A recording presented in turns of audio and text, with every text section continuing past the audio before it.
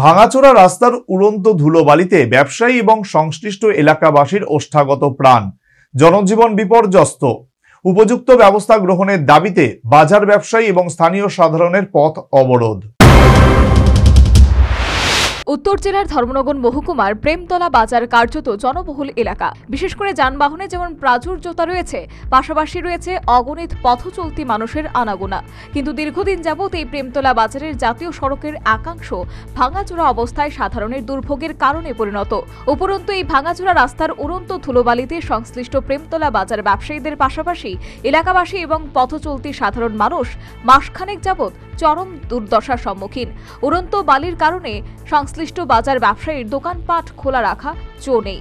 এমনকি রাস্তার পার্শ্ববর্তী বাড়িঘরগুলি ধুলোয় ধূসরিত হয়ে বাসিন্দাদের বসবাস দুর্বিষহ হয়ে উঠেছে। শুধু তাই নয়, দীর্ঘদিন যাবৎ এলাকার প্রায় 2 কিলোমিটার 208 নম্বর জাতীয় সড়ক ভাঙাচোরা অবস্থায় মৃত্যুপথে পরিণত। তাতে প্রায়শই ঘটছে নানান দুর্ঘটনা। স্থানীয় জনপ্রতিনিধি ও সংশ্লিষ্ট দপ্তরকে এই সড়কের সংস্কারের ব্যাপারে আবেদন অনুরোধ জানিয়েও আজ পর্যন্ত কোনো সুরাহা হয়নি। শেষ পর্যন্ত স্থানীয় ক্ষুব্ধ ব্যবসায়ী সাধারণ ও এলাকাবাসী সোমবার প্রেমতলা বাজারের ট্রাই জংশনে সড়ক অবরোধ আন্দোলনে সামিল হলেন। বেলা 11টা থেকে এই অবরোধ আন্দোলন শুরু হয়। ফলে স্বভাবতই ওই সড়কে যান চলাচল বন্ধ হয়ে যায়। প্রচণ্ড ধুলাবালির কারণে জনজীবন বিপর্যস্ত বলে অবরোধকারীদের অভিমত। এই ধুলা বালু, পরিবেশ দূষণ, দোকানদারে বাজার করতে পারে না, একটা রেস্টুরেন্ট খুলতে পারে না, খাবার দোকান খুলতে পারে না, ভুসিমালের দোকান খুলতে পারে না। আজকে সংগ্রাম উপলক্ষে মানুষ তো যাতায়াত করতে দোকানে আইতে পারে না। খালি বাড়িতে আমরা ইদানিং একটা গ্লাস লাগাইছি দুলার কারণে 10,000 টাকা খরচ গেছে। খালি মাইরে 1 ইঞ্চি উপরে বালু। এইভাবে আমরা কিভাবে বাজারে বসবাস করি? বাজারের পার্শ্ববর্তী বিছনাতে খাবার দোকান, আশেপাশে সব খাবার দোকান, বিছনাতে পর্যন্ত বালু। এগুলা নোংরা জিনিস যদি ধুলাবালি গিয়ে পরে একটা মানুষ রাস্তা দিয়ে একটা গাড়ি যাওয়ার পরে একটা মানুষ যাইতে পারে না। ক্ষমতা নাই রাস্তা দিয়ে 20 মিটারের ভিতরে স্কুল, একটা মসজিদ একটা আছে 20 মিটারের। এরপরে স্কুলে ছাত্র যাওয়া যায় না, ছাত্ররা যায় না, বাড়ি যায় না, দেখতে পারেন না। পর্যন্ত পুরো রাস্তাটা কন্ডিশন ভেরি ব্যাড, একদম খুব খারাপ। এটা লাগিয়া কমপ্লেইন হইছে, ভিডিও দেওয়া হইছে, চেয়ারম্যানে জানানি হইছে।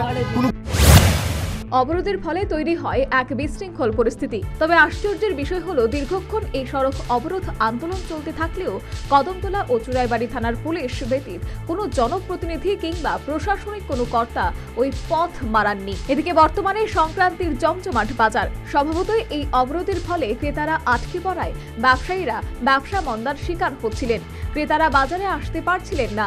এই পরিস্থিতিতে সাধারণ মানুষের বাড়তি দুর্দশার কথা মাথায় রেখে কদমতলা পঞ্চায়েত সমিতির চেয়ারম্যান মিহির রঞ্জন নাথের সঙ্গে অবরোধকারীরা ফোনে কথা বলেন এবং এক্ষেত্রে চেয়ারম্যান আংশিক আশার আলো দেখিয়েছেন বলে অবরোধকারীদের দাবি। চেয়ারম্যানের আশ্বাসের ভিত্তিতে ঘণ্টা 2 বাদে সংশ্লিষ্ট ব্যবসায়ী ও স্থানীয় সাধারণ সড়ক অবরোধ মুক্ত করেন। তবে সপ্তাহখানেকের মধ্যে যদি কোনো সুরাহা না হয়, তবে সংশ্লিষ্ট ব্যবসায়ীদের পাশাপাশি স্থানীয় সাধারণ অনির্দিষ্টকালের জন্য সড়ক অবরোধ করবেন বলে হুঁশিয়ারি দিলেন।